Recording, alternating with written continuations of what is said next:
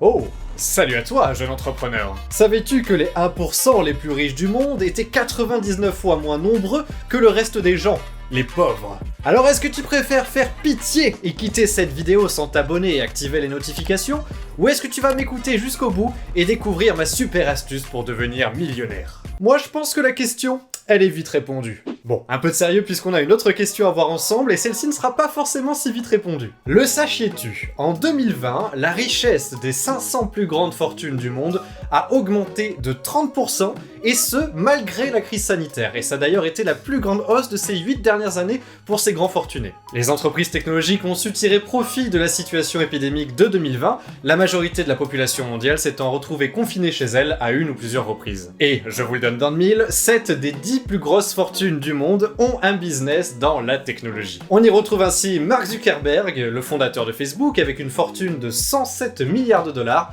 et dont vous pourrez retrouver la biographie sur le film The Social Network que j'apprécie tout particulièrement. On peut retrouver dans le classement également Bill Gates, avec une fortune de 100 milliards de dollars, c'est donc bien entendu le fondateur de Microsoft, ou encore le français Bernard Arnault, car oui, il y a un français dans le top 10, dont la fortune s'élève à 127 milliards de dollars, ce qui faisait d'ailleurs jusqu'à peu de lui le troisième homme le plus riche sur Terre.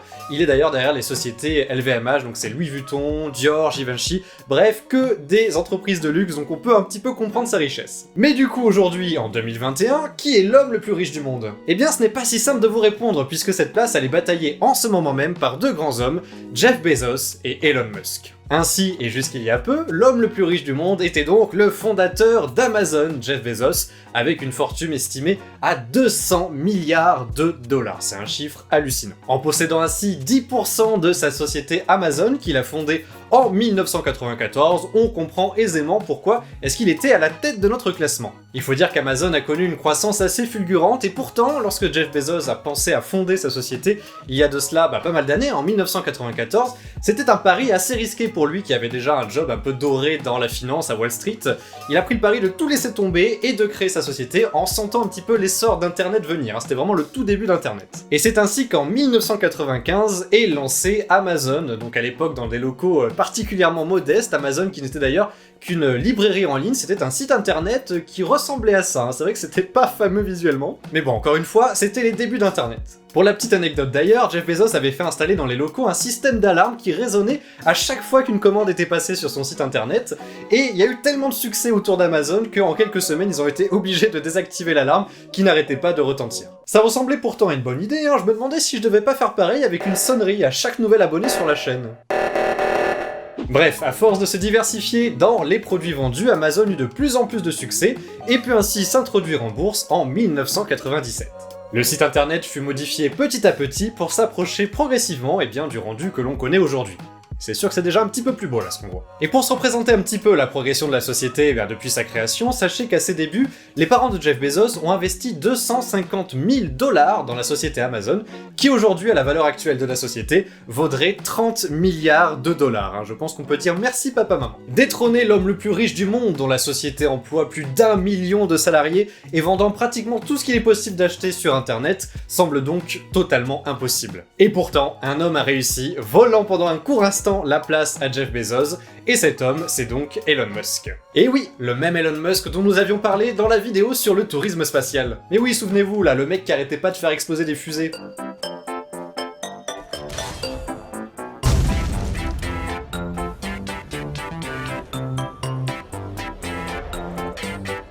Oh là là, ma fusée, elle a pris tarif.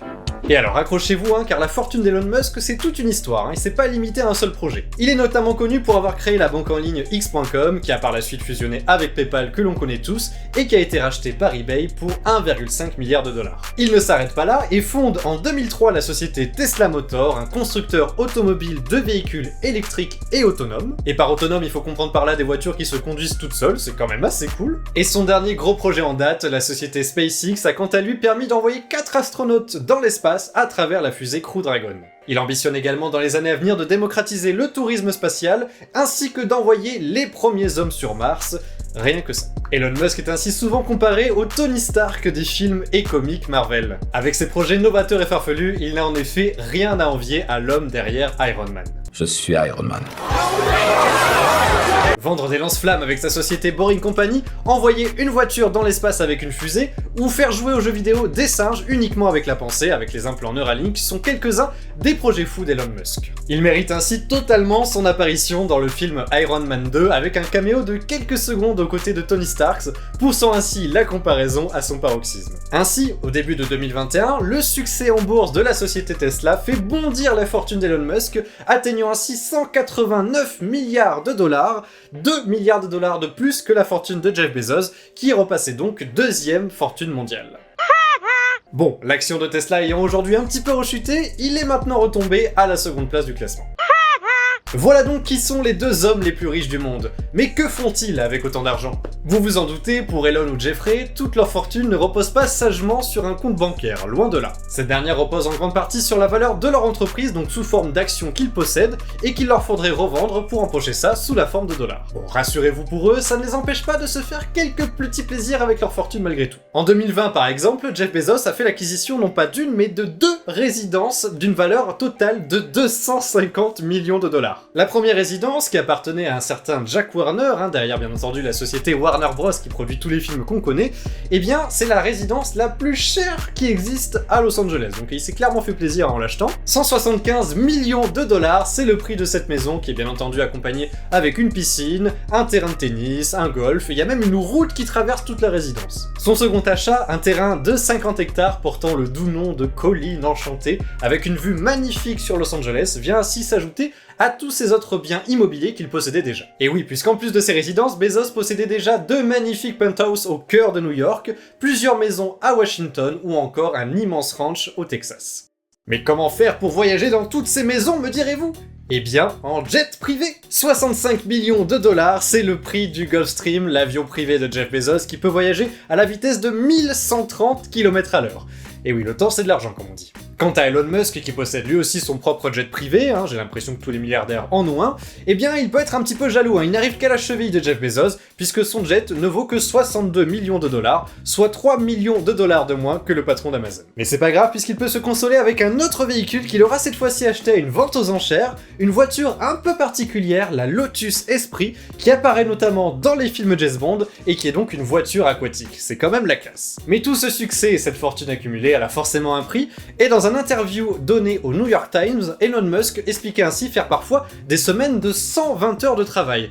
Donc je vous évite le calcul, ça revient à peu près 17 heures de travail par jour, chaque jour de la semaine, le week-end inclus. Donc c'est vraiment astronomique. Fait un peu particulier, Elon Musk a récemment fait part de son souhait de se séparer de la totalité de ses biens matériels et immobiliers. Il en aurait en fait finalement marre de se faire juger et attaquer à travers son statut de milliardaire. Bon, je vous avoue c'est un peu tiré par les cheveux puisque ça changera pas grand chose à sa fortune. En revanche, il a également indiqué que cet argent servirait en grande partie à sa nouvelle grande aventure, la colonisation de la planète Mars, planète sur laquelle il aimerait terminer sa vie. Voilà, c'est quand même un projet assez ambitieux. Difficile en tout cas d'imaginer le train de vie des plus grandes fortunes du monde dont la richesse ne semble aujourd'hui n'avoir absolument plus aucune limite. Quand on estime aujourd'hui à entre 700 000 à 1 million d'euros l'argent accumulé par un Français moyen durant toute une vie de travail, eh bien la fortune de l'homme le plus riche du monde, c'est l'équivalent de 200 000 personnes travaillant durant toute une vie entière. Et ça a de quoi faire réfléchir. Du coup, mon astuce pour devenir millionnaire comme moi, eh bien c'est de ne pas dépenser votre argent, puisque si un Français moyen accumule 1 million d'euros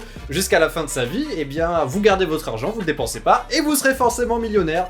Voilà, surtout ne me remerciez pas, mais pensez à vous abonner. Je me suis d'ailleurs amusé à faire un petit sondage sur mon compte Instagram, que je vous invite d'ailleurs à suivre, vous avez le lien dans la description de la vidéo, et j'ai demandé à ma communauté s'ils estimaient pouvoir devenir millionnaires d'ici la fin de leur vie. Eh bien, il y a quand même 30% de gens qui ont répondu oui. Bon, 30%, on va pas se le cacher, ça me paraît un petit peu optimiste, ou alors où il y a vraiment plein d'entrepreneurs dans ma communauté, et il va me falloir partager un petit peu vos petites astuces là les gars. Mais en tout cas, sachez qu'en France, eh bien vous avez quand même 4% des ménages qui sont millionnaires, voire encore plus riches.